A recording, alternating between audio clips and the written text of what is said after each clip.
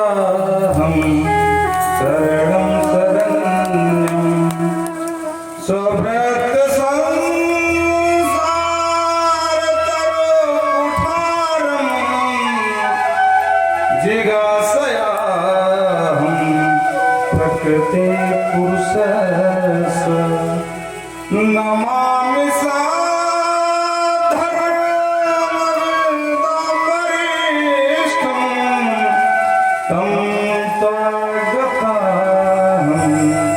शरणं शरण्यं। हे बेटा, ब्रह्मा की बात असत्य नहीं हो सकती है। उन्होंने कहा ये भगवान का अवतार है, तो भगवान मान करके तेरी माँ, मैं व्यवहार में जरूर माँ हूँ, पर तू भगवान है, इसलिए माँ तुझे प्रणाम करती है। तम त्वागता हम शरणं शरण्यम। देखो, भगवान महाभारत युद्ध में सारथी बने, लेकिन जब तक अर्जुन ने शिष्यत्व का भाव स्वीकार नहीं किया, शिष्यस्ते त्वां साधमानम, हे केशव मैं तुम्हारा शिष्य हूँ, तब तक भगवान कोई ज्ञान ही नहीं दिया। और जब शिष्यत्व स्वीकार कर लिया तो भगवान ने दिव्य गीता का ज्ञान दे दिया। युद्ध से भागते हुए अर्जुन को ऐसा ज्ञान दिया कि बोल उठे, बोलो किसको मारना है और किसको नहीं मारना, अब तुम बताओ। अब चाहे भीष्म भी हो, कोई भी सामने आ जाए, अर्जुन की बाणों से बच नहीं सकता। जब तक मां शिष्यत्व स्वीकार नहीं किया, खुद की मैया जब शरणागति प्राप्त करी, तब जाकर के वृंदावन बिहारी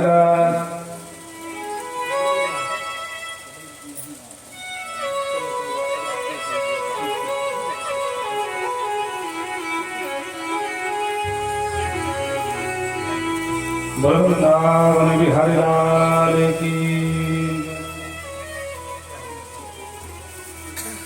क्या बात है, जय हो। अब हम अगर अपने मुस्लिम की पढ़ाई करेंगे तो आपको लगेगा कि आपके जमान है, आप करोगे ही करोगे, लेकिन अब क्या करें, शब्द कम पड़ जाते हैं। और ऐसे इस क्षेत्र में ऐसे धार्मिक व्यक्ति मिलना ही मुश्किल है। हमको अब तक तो कोई नहीं मिला। और भाभी जी की बहुत कृपा रहती है, सुधा मैया है, समझ लो। ठीक है, अरे ठीक।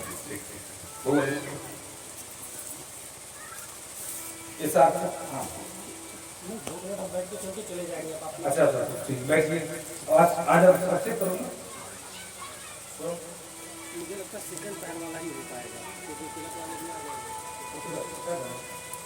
आराम से हम तो थोड़ा सा क्षमा चाहते हैं। इनको भी देखिए भैया, प्रतिवर्ष अभिषेक कराते हैं और हमसे कल कह रहे थे कि आप आके चाय पी लेना, चरण रख देना, घर में कुछ न कराना। हमने कहा हम साथ वाले ब्राह्मण आचार्य को भेज देंगे, हम नहीं आ पाएंगे। नहीं तो शिवरात्रि को हमको इनके यहाँ जाना पड़ता है। तो इस बार जो आपके सामने मान आ गए हैं, हाँ, नहीं फोन में देखो फिर, हाँ, फिर दुनिया की बात बताएंगे। वाह भैया महाराज, आप तो बड़े व्यास हो गए, अब काहे हमारे घर आएंगे। अब बोलो किस तरह के, इसीलिए कहते हैं वृंदावन बिहारी लाल की जय, कि अपनों के लिए कुछ नहीं है, कुछ भी बोल दे कोई बात नहीं है। इसलिए जो है तो देव माता देवहूति स्वभक्त संसार तरो कुठारम, इस संसार रूपी वन में मैं भटक रही हूँ और कुठार तुम्हारे पास ज्ञान की कुठार है। कुठार माने होती कुल्हाड़ी। अपने ज्ञान की कुठार उठाओ और मेरे अज्ञान रूपी अंधकार को जड़ से समाप्त कर दो। स्वभृत संसार तरो कुठारम तम त्वागताहं शरणं शरण्यं। हे प्रभु, मैं तुम्हारी शरण में आई हूँ। नमामि सद्धर्म विदाम वरिष्ठम। हे विराम, हे वरिष्ठ, हे प्रभु देवादि देव नारायण, हम तुम्हारे शरण में हुए। तब भगवान ने यहाँ से बोलना प्रारंभ कर दिया। भगवान कहते हैं माता जी जानती हो आपके अशांति का कारण क्या है? बोले क्या कारण है? बोले अशांति का कारण है मन। मन है खल्वस्व बंधाय मुक्तये चात्मनोमतम गुणेषु सक्तम बंधाय रतम वा पुंसिहेतवे। मन ने जिस व्यवहार को, जिस वस्तु को अनुकूल मान लिया, मन ने जिस ऐसे प्रतिकूल मान लिया तो प्रतिकूल में स्थिति में वो दुखी हो जाता है व्यक्ति और अनुकूल अवस्था में सुखी हो जाता है। बोलो राधे राधे। ये मन का खेल है माता जी। मन के हारे हार है, मन के जीते जीत, और मन ही मिलावे राम संग, मन ही करावे प्रीत। इसलिए माता जी मन संधाय खलवाए बंद है दबे। माता जी मन को संसार से जोड़ोगी तो परेशान रहोगी, अब कहीं इसी मन को भगवान से जोड़ दिया तो मुक्त हो जाओगी, बंधन में नहीं पड़ोगी। माता जी मन को वैसे ही समझो जैसे ताला में चाबी एक ही होती है, इधर घुमाओ ताला बंद हो गया, उधर घुमाओ ताला खुल गया। मन को संसार से लगाओगे बंधन में गिरोगी, और मन को भगवान से लगाओगे तो मुक्त हो जाओगी। भैया ने कहा कि मन को शांत करना इतना आसान थोड़ी ना है। दिलू तुम भी है क्या बात है, बहुत सुंदर। ठीक, वृंदावन बिहारी लाल की जय। तो मन ने तितिक्षवाः कारुणिकाः सुहृदः सर्वदेहिनां अजातशत्रवः शान्ताः साधवः साधुभूषणः। माने का मन को लगाना, मन को शांत करना बेटा इतना आसान नहीं है जितना तुम बता रहे हो। मन को कैसे शांत करूं ये तो बता दे। भगवान ने कहा मां अगर स्वयं से मन को शांत नहीं कर सकती हो तो जिनका मन शांत हो गया है उनके शरण ग्रहण कर लो। अच्छा बेटा वो कौन है? पूरे समाज में उनको साधु के नाम से जानते हैं। अच्छा, पर कपड़ा लगाने वाले साधु को साधु मत मान लेना। ऊपर से भले साधु हो या ना हो, और अंदर से जिसमें साधुता हो वही साधु कहलाता है। अच्छा बेटा, तो ऐसे साधुओं को पहचानने कैसे? बोले मां लक्षण हम बता रहे हैं, पहचान स्वयं कर लेना। अच्छा बेटा क्या पहचान है? बोले तितिक्षवाः कारुणिकाः सुहृदः सर्वदेहिनां अजातशत्रवः शान्ताः साधवः साधुभूषणः। वो बड़े तितिक्षु होते हैं। तितिक्षु माने द्वंद्व रहता है। सम्मान कर दिया तो हंसाए नहीं, अपमान कर दिया तो गाल फुलाए नहीं। हाँ, उनको संत कहते हैं। भले ही कपड़ा रंगा ना पहने हो, तिलक ना हो, लेकिन जो तितिक्षु है वो संत का पहला लक्षण है। कारुणिका, बहुत करुणा से भरा होता है वो व्यक्ति। निज प्रभु मैं देखे जगत कहीं सन करई विरोध। इतना करुणा का भरा होता है कि सबको अपना प्रभु मैं ही देखता है। सिया राम में सब जग जानी देखता है तो सब पर करुणा करता है। स्वयं के दुख को ध्यान नहीं देता है, पर दूसरे का दुख नहीं देख सकता है। सुहृदः, सबको अपना सुहृद मानता है। मानव मात्र की बात नहीं है। सर्वदेहिनाम, जितने देहधारी हैं, कीट ले लो, पतंगा ले लो, गाय ले लो, भैंस ले लो, घोड़ा ले लो, हाथी ले लो, सर्प ले लो, बिच्छू ले लो, गौरैया ले लो, कुत्ता बिल्ली जो भी लेना है ले लो। सबको अपना ही अपने आराध्य का स्वरूप मानता है। श्री राम मैं मानता है, इसीलिए किसी से विरोध नहीं करता है। अजातशत्रवः, इसीलिए वो अजात शत्रु होता है। क्यों? क्योंकि वो किसी से विरोध नहीं करता है। शांता, परम शांत होता है। छोटी छोटी बातों में उबलने नहीं लगता।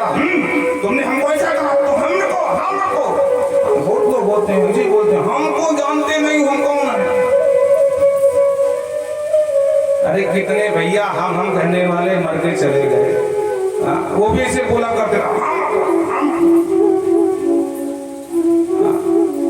कितने हम करने वाले राजाओं के किला भूतों का खंडहर बना पड़ा हुआ है। चाहे जाकर देख लो प्रयागराज में अकबर का किला प्रसिद्ध है। किला तो है पर हम कहने वाला नहीं है। और फिर भी कहे हमको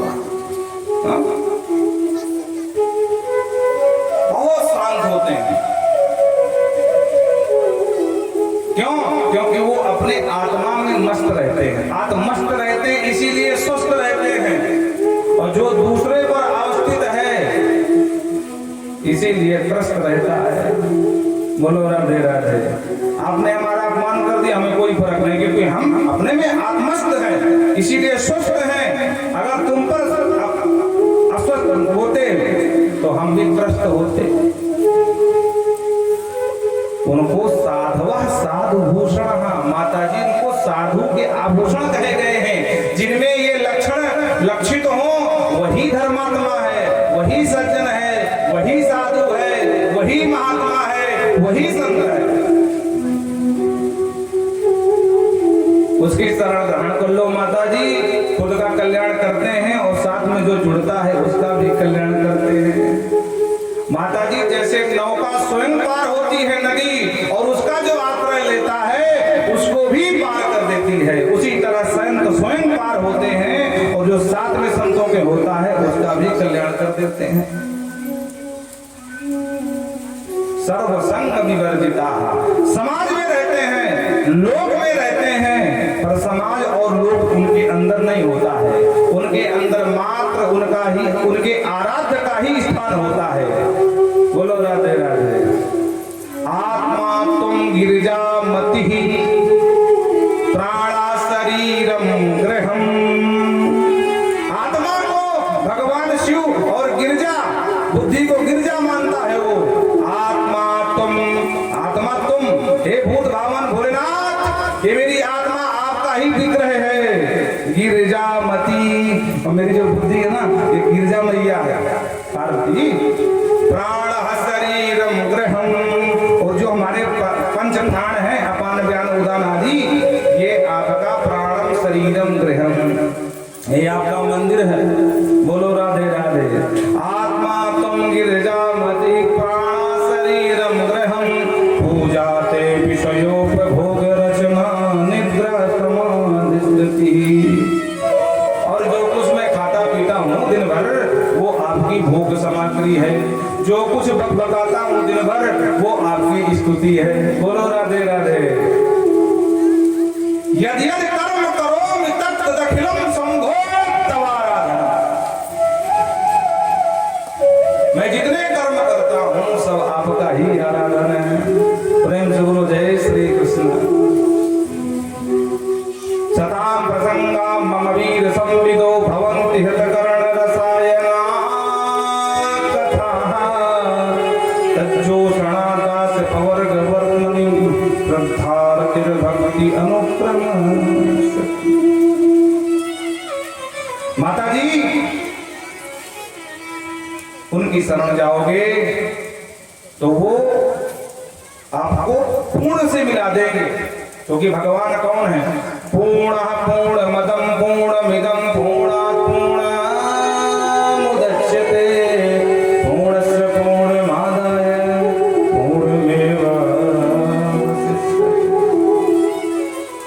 तो वो परिपूर्ण से मिला देंगे तो आपके अंदर जो अपूर्णता है वो परिपूर्ण में बदल जाएगी, आपका कल्याण होगा। भगवान कबीर कहते हैं मद भयाति वातोयम मद भयाति सूरज तपति। माता जी मेरे भय से सूर तपता है, मेरे भय से वायु चलती है। वर्षति इंद्रो दहघटग्निर्मृत्युश्चरति मद भया। ये इंद्र भी मेरी ही आज्ञा पर चलता है, अग्नि में जलाने की शक्ति है, वो मेरी आज्ञा पर अग्नि भी चलती है। मृत्युश्चरति मद भया, यहाँ तक माता जी मृत्यु भी मेरे ही आज्ञा पर चलती है। बोलो राधे राधे। देखो चर धातु के दो अर्थ है। चरत माने चलना भी होता है और चरत माने खाना भी होता है। जैसे हम लोग बोलते हैं ना गाय चर रही है। बोलो राधे राधे। गाय चर रही है तो चर इति मतलब खा रही है या चल रही, दोनों अर्थ होते हैं। तो मृत्युश्चरति मद भया, मेरे भय से पहली बात तो मृत्यु चरती है और दूसरा अर्थ है कि मेरे भय से ही मृत्यु खाती है। मृत्युश्चरति मद भया। माता जी इसलिए माँ ने पूछा अच्छा बेटा संसार में भक्त कितने प्रकार के होते हैं? तो भक्तों की श्रेणी बताई। बोले देखो जो सिर्फ मंदिर की मूर्ति में मुझे दिखता है ना वो तामसी भक्त होता है। बोलो राधे राधे। लेकिन जो मंदिर की मूर्ति में मुझे देखे, साधु संत में और आचार्य में मुझे देखता है, पर अन्य समाज में मुझको नहीं देखता है, वो राजसी भक्त है। लेकिन जो कण कण अणु अणु में मुझे देखता है, वो उत्तम भक्त है। प्रेम से बोलो राधे। लेकिन एक भक्त वो भी होता है जो पूजा तो खूब करता है, समाज में अच्छे से रहता है, सबको श्री राम में देखता है, पर बदले भी कुछ नहीं मांगता। वो नहीं बोलता है सुख संपत्ति घर आवे, कष्ट मिटे तन का, दीवानम न गृणांतिम बिना मत सेवनम साध्य था। वो मुझसे कुछ नहीं मांगता है, सिर्फ मेरी सेवा करता है। अगर मैं प्रकट होकर के कहूं कि बेटा कुछ मांग ले, तो कहता बस अगर देना है तो अपने चरणों की सेवा दे दो, बस और कुछ नहीं चाहिए। वो भक्त मुझे इतना प्यारा है कि इतना प्यारा मेरा खुद का भैया बलराम नहीं है, ये सांवला कृष्ण का रूप मुझे प्यारा नहीं है, मेरी खुद की लक्ष्मी मुझे प्यारी नहीं है। नर संकर्षणो नतरी नवात्मा चैथा भवान। और उस भक्त के मैं पीछे पीछे अनुप्रजाहम, चलता नहीं दौड़ता हूँ, अनुप्रजाहम नित्यम पूरे यंत्रिक रेणु भी। क्यों? क्योंकि जब वो चल रहा है तो उसकी चरण धूलि उड़ेगी तो मेरे ऊपर पड़ेगी। ऐसा भक्त मुझे बहुत प्रिय है, जो पूजा खूब करता, मांगता कुछ नहीं। बोलो राधे राधे। वो अति उत्तम भक्त बताया गया है। माता जी, संसार की विडंबना क्या है?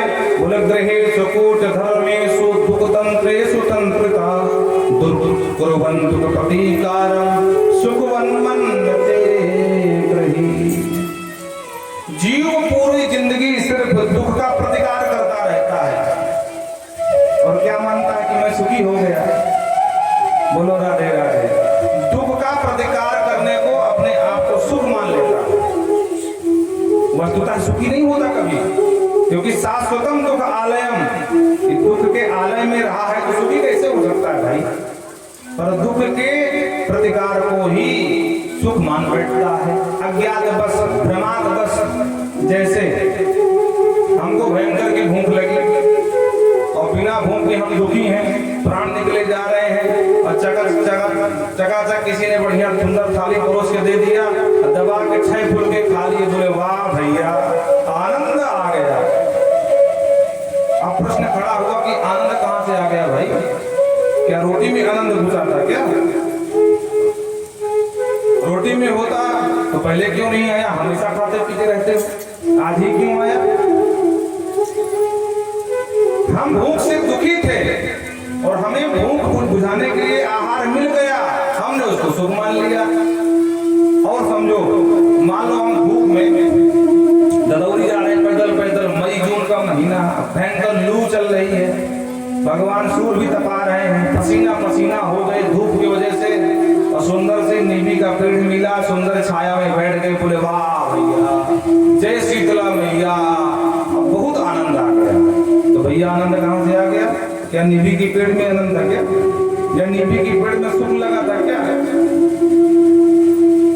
तुम धूप से तप रहे थे, दुखी थे, छाया में गए तो उसका निराकरण हो गया दुख का, उसको तुमने सुख मान लिया।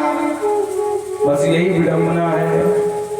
मकान कच्चा है, बहुत दुखी हूँ, मकान बन गया, लंबा चौड़ा गृह प्रवेश किया, 2-400 लोगों को खिलाया, भैया मकान देके सुखी हो गया।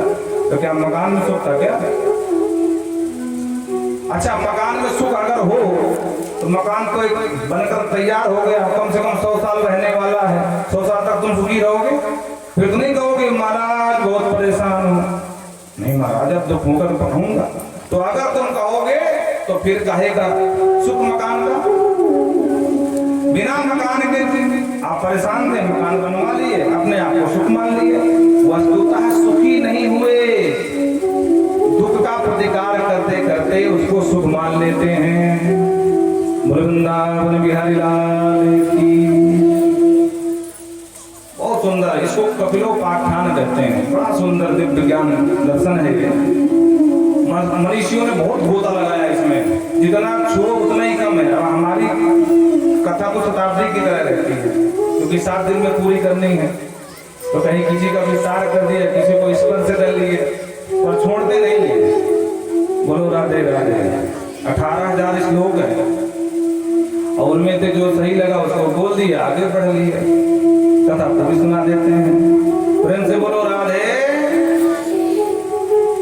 माता जी ने अंत में कह दिया, बेटा कपिल तेरे पूरे उपदेश का अर्थ मैंने यही समझा। क्या? अहो बतस्व पचतो गरियां यह जीवाग्रे वर्तते नाम तुभ्यम्। अरे समाज में भले वो स्वपच क्यों ना हो, बहुत नीचे से नीची जाति का क्यों ना हो, लेकिन अगर उसके नाम जीव में आपका नाम है तो वो उस ब्राह्मण के श्रेष्ठ है जो ब्राह्मण जाति का घमंड लिए बैठा है, पर ना खुद कल्याण कर पाएगा ना अपने खानदान का करा पाएगा। बोलो राधे राधे। और इस तरह से कपिलोपाख्यान के माध्यम से माता जी को समझाया। बाबा सुखदेव कहते हैं, राजन जो इस प्रसंग को सुनता है वह लभते भगवत पदार विंदम, भगवान के पादार विंद में प्रीति बढ़ जाती है।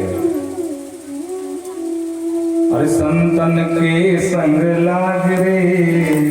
आइए थोड़ा सा लोग आरती हो रहे हैं, थोड़ा चेतनता ला दे।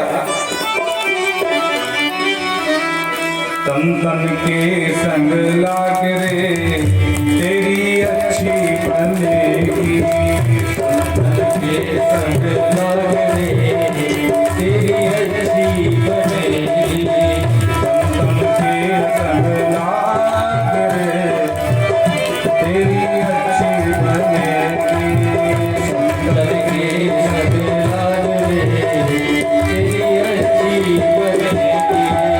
अच्छी बनेगी तेरी किस्मत बनेगी, अच्छी बनेगी तेरी किस्मत बनेगी, किस्मत बनेगी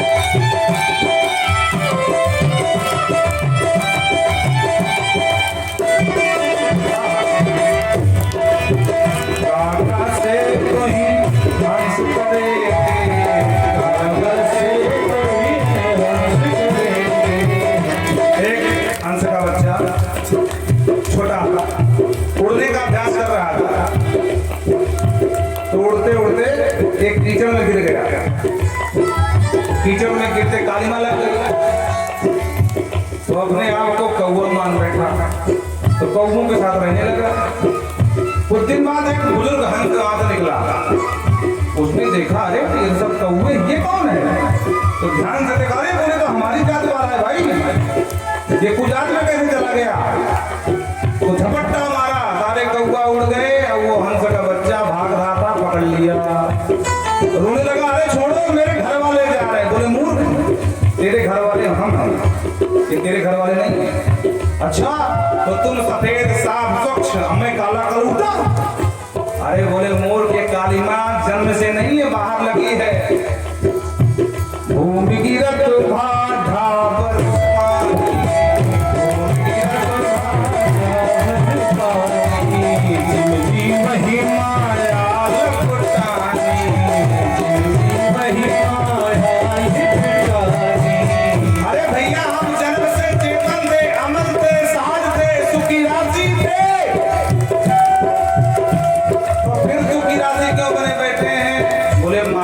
कीचड़ में फंस गए हैं।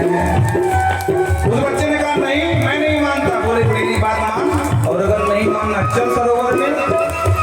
पकड़ करके ले गया तालाब में और रगड़ के नहलाया, और जैसे नहलाया कालीमा गायब, तो पूरा अंदर का स्वरूप दिखाई पड़ा। तब बोध लगा कि भैया हम तो हंस ही थे, हम पहले से चेतन थे, सहज थे, अमर थे, पर माया ने हमको मलिन कर दिया था।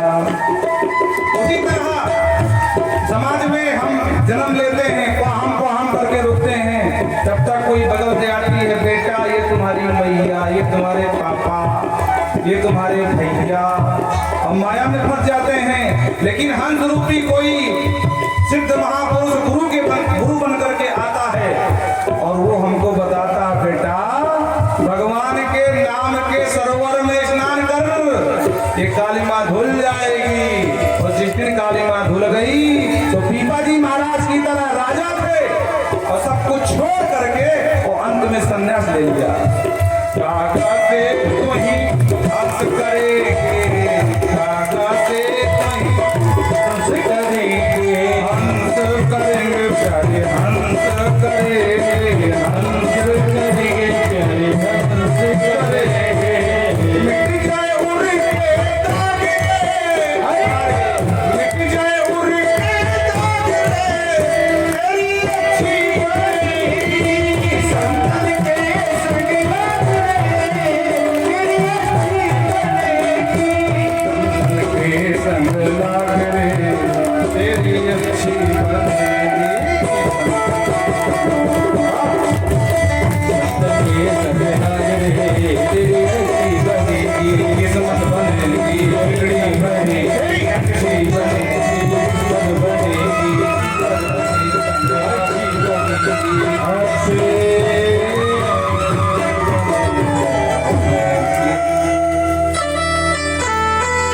तो ये कालीमा कब तक?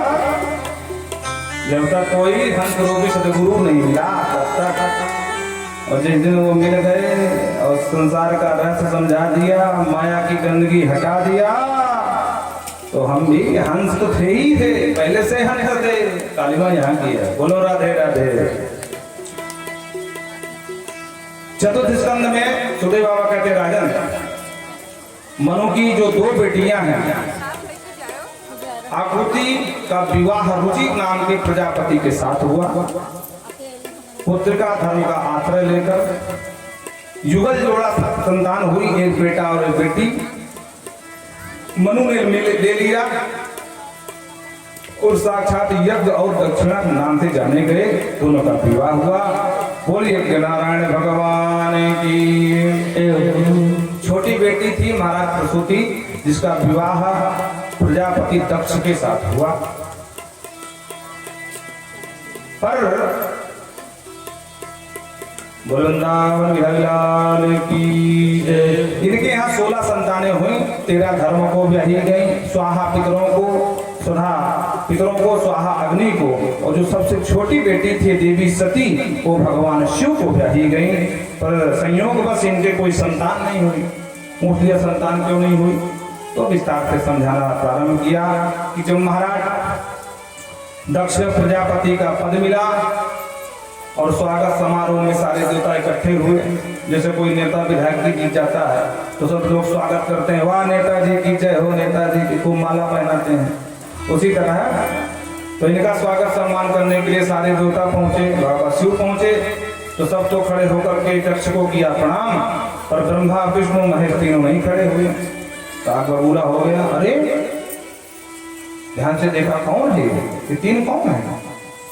ओहो ये तो ब्रह्मा जी हैं, ओहो ये मेरे पिताजी हैं, मैं ही का बच्चा हूं ना।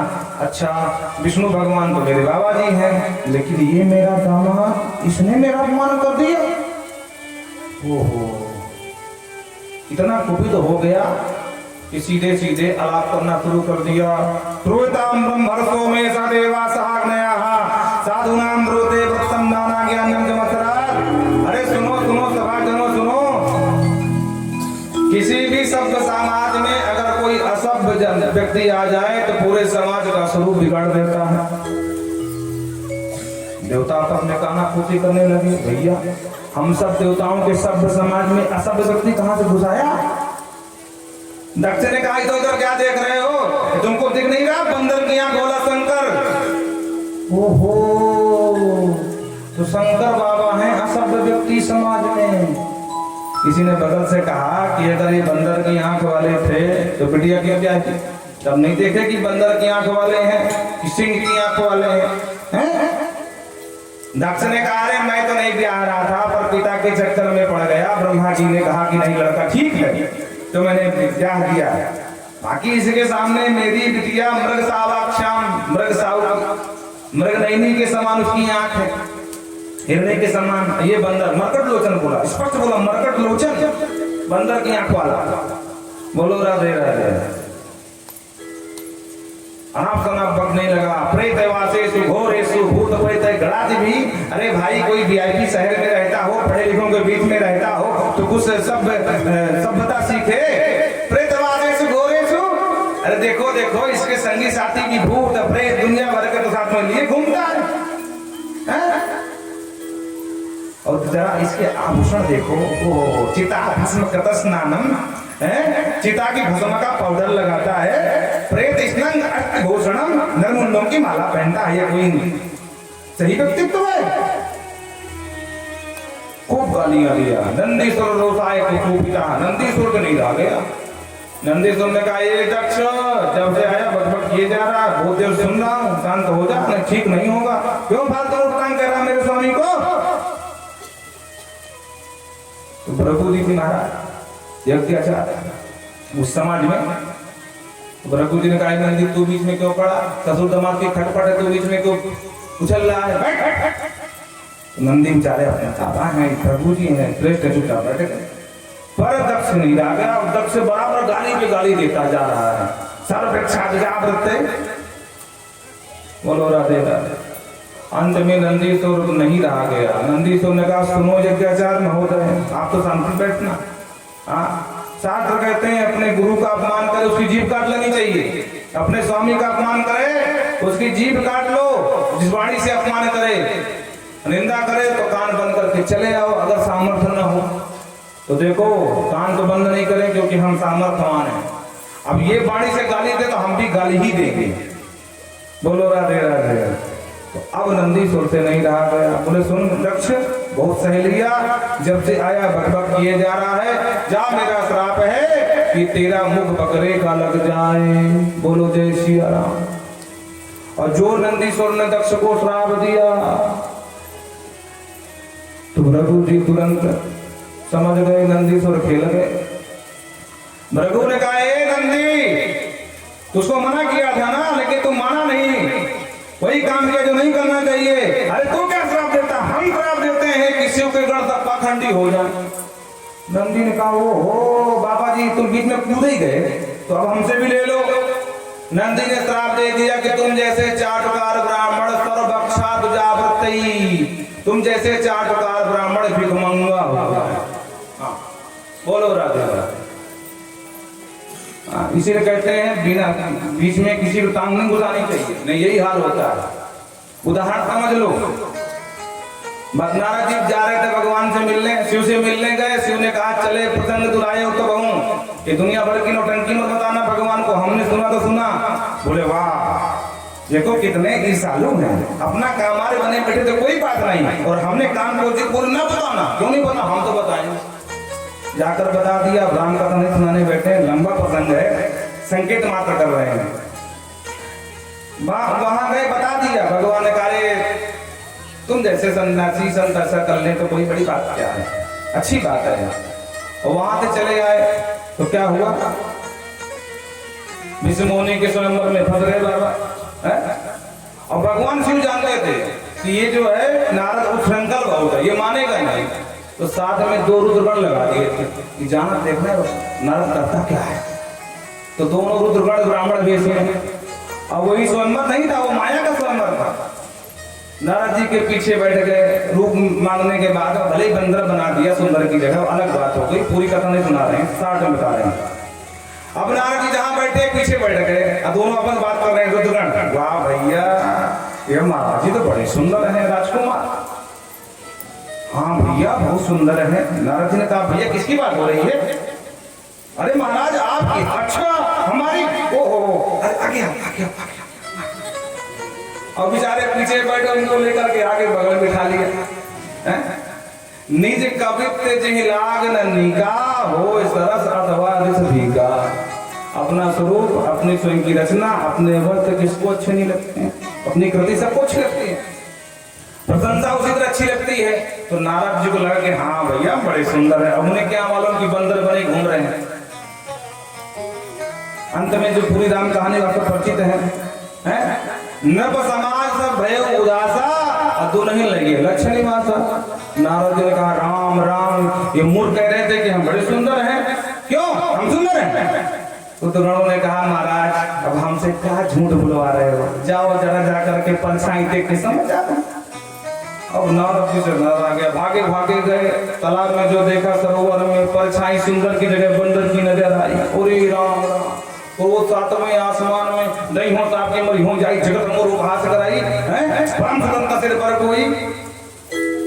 अब भगवान बड़े कौतुकी, भगवान पीछे से आ गए, कहाँ चले मोरी विकल की नाई। और जो कहा कहाँ चले मोरी विकल की नाई, तो मानो घी में आग में घी डालने का काम भगवान ने कर दिया। और सोई रमा सोई राजकुमारी। नारद जी ने देखा कि देखो हमको एक ने लेने दिया, और श्रीमान जी 2-2 लिए बैठे हैं, बोलो राधे राधे। और ऊपर से कह रहे कहाँ चले मुन विकल की नाई। नारद जी ने भी जो मन में आया खूब सुनाया, खड़ी खोटी है, तुम वही करते हो जो तुम्हारा मन करता है, परम स्वतंत्र हो। अरे देखो देखो मंथन कराया, जब बीच निकला शंकर बाबा पड़ा दिया, अब मणि तुम ले गए, लक्ष्मी तुम ले गए, अच्छे घर तुम बांधी ना। आज तक तुमने खूब मनमानी करी, आज पाला पड़ा है नारद से। जो रूप तुमने बनाया है और जिसके लिए तरसाया है स्त्री के लिए, तो स्त्री के लिए तुम भी रोगे। बोलो राधे राधे। राजकुमार बनकर के मुझे छले हो, राजकुमार बनकर आना ही पड़ेगा, और जो रूप तुमने दिया है वही रूप के लोग तुम्हारी सहायता करेंगे। बोलो राधे राधे। पर आप बताओ इस प्रसंग में, दोनों प्रसंगों में भगवान का नारद जी की लड़ाई, रुद्रगणों को श्राप मिल गया, जाओ तुम राक्षस हो जाओ, उनकी क्या गलती थी? बोलो राधे राधे। अरे भाई झगड़ा तो भगवान का उनका था, पर इनको क्यों मिला? क्योंकि इन्होंने फालतू में टांग अड़ाई बीच में। अरे तो की बात थी, निपट लेने देते, तुम फालतू में क्या करने गए थे? वाह भैया बहुत सुंदर है, तो ले लो भैया फल। नारद जी ने कहा हमको बेवकूफ बनाए हो, जाओ इजाजत हो जाओ। इसीलिए बीच में टांग नहीं अड़ानी चाहिए। भृगु जी ने फालतू में टांग बुझा दिया तो भृगु जी को भी श्राप मिल गया, तुम जैसे चाटुकार ब्राह्मण भिखमंगा हो जाए। बोलो राधे राधे। ध्यान रखना कथा कहाँ से कहाँ पहुंचे, हमारा कोई ठिकाना नहीं रहता है, लौट के लेकिन वहीं आएंगे, ये तय है। बोल वृंदावन बिहारी लाल की जय। और इधर पुनः करतल क्षेत्र हरिद्वार में यज्ञ का आयोजन किया महाराज दक्ष ने। सब देवताओं को बुलाया, पर शंकर जी को नहीं बुलाया। सारे देवता भी कम नहीं, देवता परम स्वार्थी हैं। हाँ जाना भी हुआ तो कहाँ थे, चाहे जहां चले जाते, आकाश मार्ग से जाना था, लेकिन कैलाश के ऊपर से निकले। नभो विमान है कलहंत पांडवी, गड़गड़ाते हुए विमान जा रहे हैं महाराज कैलाश के ऊपर से। बोलो राधे राधे। बाबा शिव समाधि में भवानी ने देखा, ओ अरे कुंभ का मेला है नहीं, यज्ञ कहीं है नहीं, सब देवता कहाँ भागे भागे जा रहे हैं भाई। और साथ में स्व स्त्री अपनी अपनी पत्नियों के साथ जा रहे हैं देवता। पूछ रही बहन कहाँ जा रही हो, बोली मेरे पास टाइम ना है, पीछे वाली से पूछ लियो। तब तक विमान निकल जा रहा है। बेचारी परेशान हो गई, जो देवांगना दिख रही उसी से पूछ रही है बहन कहाँ जा रही है। एक बोली अरे बावरी खड़ी खड़ी हम मोचे का पूछे, तेरे बाप के घर जाओ, कहाँ जा रही है? मेरे पिता के बुलाओ नहीं तो क्या? अरे तेरे पिता ने यज्ञ किया है कनखल में, हरिद्वार में, वहां जा रही है। तो खड़े खड़े कहाँ खड़ी है, जा कपड़े बंद तैयार हो जा, तूने चलेगी क्या? अब सती के तो होश का ठिकाना नहीं, ये क्या कह रही है बहन भाई। पर मामला को समझा नहीं है तो बात बनाते, माताएं बड़ी होशियार होती हैं बात बनाने में। हाँ, दोनों पक्ष को कैसे संभालना है इन सबसे कोई जानते ही नहीं। बोलो राधे राधे। भले स्वयं के माता पिता कुछ भी करें लेकिन घर में नहीं बताएंगे, तो इधर की बात उधर भी नहीं बताना भी नहीं चाहिए, तो संबंध टूट जाते हैं। बोलो राधे राधे। ध्यान रखना, इधर की बात उधर नहीं, उधर की बात इधर नहीं। अनिश्चिति क्या बनेगी, धोबी कुत्ता घर का, हाँ यही बनती है फिर। तो इधर उधर नहीं करना चाहिए। यही कर रहे थे रुद्रगण, नारद जी को उल्लू बना करके नारद जी का समाचार बाबा शिव को दे रहे थे, और नारद जी कह रहे वाह महाराज आप बड़े सुंदर हो भाई। अब बाद में क्या स्थिति हुई, राक्षस बनना पड़ा। तो इधर उधर नहीं करना चाहिए। बोलो राधे राधे। तो बात बनाते कर, अरे पिताजी के हाल मुझे याद है मैं भी बावरी हो गई, बताओ तुमसे फालतू पूछ रही हूँ। अरे चलो चलो मैं भी आ रही हूँ, मैं भी आ रही हूँ, थोड़ा बाबा पूजा कर ले। पूजा में बैठे, आ गई आ गई, हाँ हाँ ठीक है आना तो मैं चली, हाँ बोले चा। अब उसको समझा दिया, उल्लू बना दिया देवांगना को। अब पास में आई, बाबा को किया प्रणाम। बाबा थे समाधि में, तो भोलेनाथ बोले बम बम। और जैसे बोले बोले तो तुरंत आंख खोले। आंख खोले, देवी सामने। देवी आज कुछ ज्यादा ही प्रणाम कर रही हो, क्या बात है? बोले महाराज अरे मैं आपकी पत्नी हूँ, और पत्नी का धर्म है पति को प्रणाम करना, तो कोई नया काम तो नहीं कर रही हूँ। बोले नहीं देवी ऐसी बात नहीं है, लेकिन जब ज्यादा सेवा होने लगे ना पति देव की, तो समझ जाना कुछ मांग होने वाली है। हाँ, जिस दिन कुछ काम बनवाना होता है तो इनके आव भाव सब बदल जाते हैं। भाषा जैसे रसगुल्ला घोल रहा हो भाषा में, गाड़ी में। अचानक काम निकल गया तो वो दिन भर फालतू में पड़े जा, कुछ काम करो जाके। भगवान का से बताओ क्या बात है। भगवान तो जानते ही नहीं, आज कुछ तो बात है। हाँ, इतना जोरदार प्रणाम कभी नहीं करती है। तब बोला प्रजापति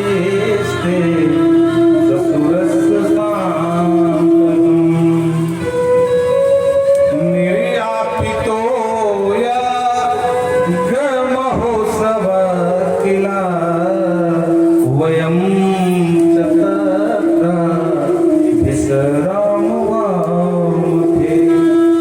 यद्दर्द थामी विबुधा व्रजन्ति प्रजा प्रतिष्ठे ससुरस्य सांपदा। देखो कितनी कुशल होती माताएं। ये नहीं कहा कि मेरे पिता के यहाँ यज्ञ हो रहा, प्रजापते ससुरस्य सांप्रतम। आपके ससुर जी है ना, यज्ञ महोत्सव यज्ञ कर रहे हैं महाराज, सब देवता भागे भागे जा रहे हैं, हमको नहीं चलना क्या? भगवान शिव ने कहा क्यों, चिट्ठी पत्र आई है क्या? बोले वो तो नहीं आई। तो बिना बुलाए जाओगी? अरे महाराज क्या बात कर रहे हो, मेरे पिता सबसे छोटी बेटी हूँ, मुझे न बुलाओ, ऐसा हो सकता है? भगवान शिव ने कहा बिल्कुल हो सकता है। अरे आप कैसे कह सकते हो? तो उस दिन की पूरी राम कहानी सब बताई। तुम्हारे पिता के स्वागत समारोह में गए, ने खड़े जाना हुए, 1000 गाली सुने, अंत में श्राप भी मिल गया कि आज के वासियों को यज्ञ में भाग नहीं देंगे। नंदी ने बकरे का मुख का श्राप दिया, भृगु जी ने उसे पाखंडी बोला, दुनिया भर की कोई राम कहानी बना। सती के तो होश उड़ गए, अरे राम राम, ससुर दामाद के बीच में इतनी बड़ी खटपट, मुझे तो पता ही नहीं था। तो आप अगर खड़े हो जाते तो क्या आपका बिगड़ जाता? आप भी कम नहीं हो। बोलो राधे राधे। माताओं का स्वभाव अपने पिता की या भाई कभी गलती देखती नहीं। हाँ? बोलो राधे राधे। देखो माता जब पार्वती रूप में है तो जब पूरे प्रसंग सुनाया कि भगवान को श्राप लगा था, नारा लगा, तो कहते का अपराध रमापति की था, अकारण कौन श्राप मुझे दी था। ये नहीं कह सकते कि गुरु जी का पाठ से बन गया होगा, नहीं, गुरु जी मेरे तो आप पाठ कर ही नहीं सकते। मेरे गुरु नारद जी बहुत अच्छे हैं, जरूर भगवान लक्ष्मी नारायण में कोई कमी नहीं होगी, इसलिए गुरु जी ने श्राप दिया। तो माताओं का स्वभाव होता है, जिसे अपना मानती उसकी बुराई सुनी नहीं सकती, भले गलत करे। तो कहते कोई बात नहीं, अब तुम तो पूरा बिगाड़ के चले आए हो महाभारत करके, अब कम से कम मुझे जाने दो, मैं तो कम से कम 100 पाठ करा दूं। भगवान ने कहा देखो देवी, ना हम कह रहे तुम जाओ, ना कह रहे ना जाओ।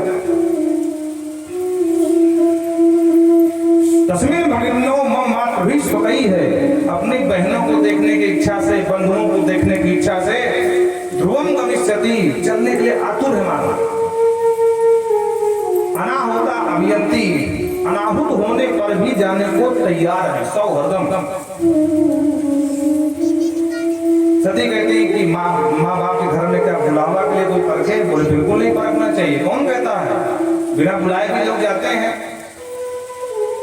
जब ऐसा कोई काम हो, जैसे रक्षाबंधन आता है या भतीज हो जाए तो बधाई के लिए बुआ भाग जाते हैं, बुआ जी, वहां कौन बुलाता है?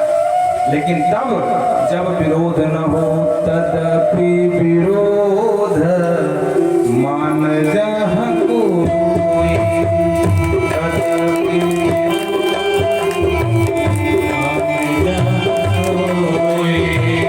कहाँ गए कल्याण होई, कहाँ गए कल्याण होई,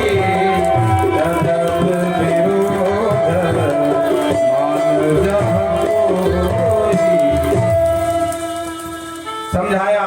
यदि पुरुष अतिहाय मदवचो भद्रम भवत्या नवतो भविष्यति। हे भवानी सती, अगर मेरे वचन को नहीं मानोगी और चली जाओगी तो तुम्हारा भविष्य में कल्याण नहीं होगा। संभावित सुजनात् पराभव सद्यो यदासा मरणाय कल्पते। दूसरा कोई गाली दे लोग बर्दाश्त कर लेते हैं, लेकिन खुद का बेटा जब गाली देता है ना तो उस समय बर्दाश्त की सीमा पार हो जाती है, लगता धरती फट जाए वही समा जाए। तो देवी जब खुद के बाप के द्वारा अपमान किया जाएगा तो तुम बर्दाश्त नहीं कर पाओगी। सद्यो मरणाय कल्पते, तुम्हारा मरण हो जाएगा। स्पष्ट भागवत में बोल रहे हैं, भद्रम भवत्या नरको भविष्यति, भविष्य में तुम्हारा कल्याण नहीं होगा। प्रात भावो तुजनात् सद्यो मरणाय कल्पते। पर फिर भी नहीं मानी और छोड़ करके चल दिया। बाबा नंदी को आ जाओ भाई, छोड़ करके आओ। नंदी बाबा चले गए। भवानी मैया वाह, मेरे होते पैदल पैदल जाओगी, बैठो मेरी पीठ में। नंदी बंगी सब लेकर के माँ को बैठा करके चल दिए। बोल भवानी मैया की जय हो। भवानी मैया पहुंची, सबसे पहले अपने पिता को देखा तो पिता ने बिल्कुल अनदेखा कर दिया। घर में गई तो बहनों ने खूब व्यंग्य बाण छोड़े। सती तू आ गई, और हमने सुना कि पिताजी की तेरे स्वामी जी की खटपट चल रही है, इसीलिए तुझे निमंत्रण नहीं भेजा गया। पर कोई बात नहीं, पिता का घर है, बिना बुलाए भी आना चाहिए। कोई तुमने गलत नहीं किया, अच्छा हुआ जो आ गई। सिर्फ माँ के मन में कष्ट था कि सब तो आई पर मेरी पुत्री सती नहीं आई है, और बाकी कोई नहीं चाहता था कि वो आवे। सादर भले ही मिली एक माता भगनी मिली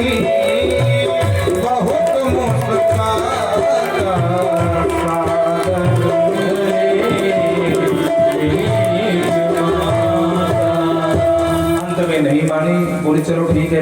माँ ने खूब लाड किया। यज्ञ में गई तो छोटे से छोटे देवताओं का भाग देखा, पर भगवान शंकर का भाग नहीं था।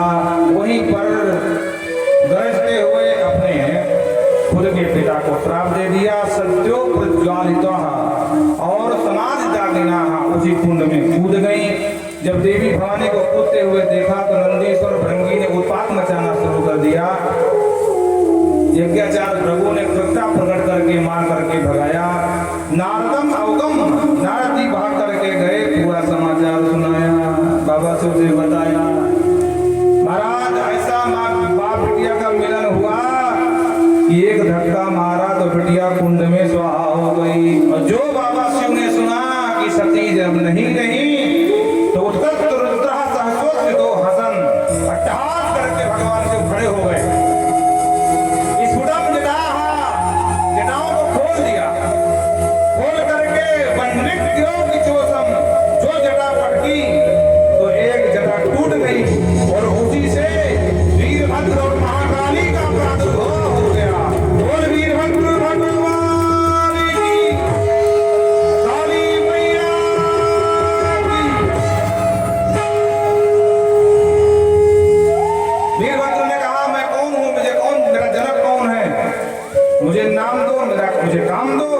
भगवान शिव ने कहा भो वीर भद्रम दे, हे वीर तेरा कल्याण हो, तो नाम हो गया वीरभद्र। भागवत के अनुसार सिर्फ वीरभद्र ही उत्पन्न हुए हैं, लेकिन शिव पुराण के अनुसार इसी एक जटा के दो भाग हो गए थे। तो अग्र भाग से वीरभद्र और पृष्ठ भाग से मां काली का प्रादुर्भाव हुआ है। बोल महाकाली मैया की। तुरंत आदेश दिया, हे देवी काली शीघ्र प्रस्थान करो, वीर जाओ और जाकर के यज्ञ का दक्ष का यज्ञ समेत सब विध्वंस। अनेक प्रकार के बुखार, अनेक प्रकार के भूत मां काली और वीरभद्र की अगुवाई में पूरी सेना शिव सैनिक टूट पड़े। महाराज किसी को कुछ समझ में आता उससे पहले इतना भयंकर तूफान छा गया, दौड़ने से धूल आकाश को छूने लगी। तीव्र गति से दिग्पालों के जो आसन से दौड़ने लगे, सूर्य के रथ के घोड़े ही हिलाने लगे, भयंकर असुर सगुन होने लगे। महाराज मालूम पड़ता था साक्षात महाकाल आज सबको खाने के लिए आगे बढ़ रहा हो। और किसी को कुछ समझ में आता उससे पहले मां काली और वीरभद्र ने पूरी यज्ञशाला को घेर दिया। सारे देवता घबरा करके भागने लगे। वीरभद्र ने कहा खबरदार नंदी, सबको बनाओ बंदी। ये सारे देवता भाग लेने आए थे तो आज भाग लेके ही भागेंगे, बिना भाग ले कोई देवता भागने न पावे। सारे देवता बंदी बना लिए गए। महाराज किसी का दांत तोड़ा गया, किसी की नाक तोड़ी गई, किसी का सिर टूटा, किसी का हाथ टूटा, सबको खंडित बना दिया। वीरभद्र महाकाली ने, उनकी पूरी सेना ने तहस कर दिया पूरे यज्ञशाला को, उखाड़ करके सब कुछ भटकने लगे। अंत में भागते हुए दक्ष को पकड़ा और पकड़ करके मुंडी मरोड़ करके उसी कुंड में स्वाहा। बोल शंकर भगवान की। इस तरह अंत हुआ। अब समय तो है नहीं, मन तो था कि भूत प्रेत तो स्पर्श कर लें, लेकिन अब इस तरह भागने से मजा नहीं है ना। तो कथा अगर विस्तार से न कही जाए तो कोई मतलब नहीं है। अब चूंकि समय आ गया है तो आइए एक छोटा सा भजन सुना दो। एक भजन हाँ, कल हम आपको ध्यान से सुनो, पहले बैठ जाओ।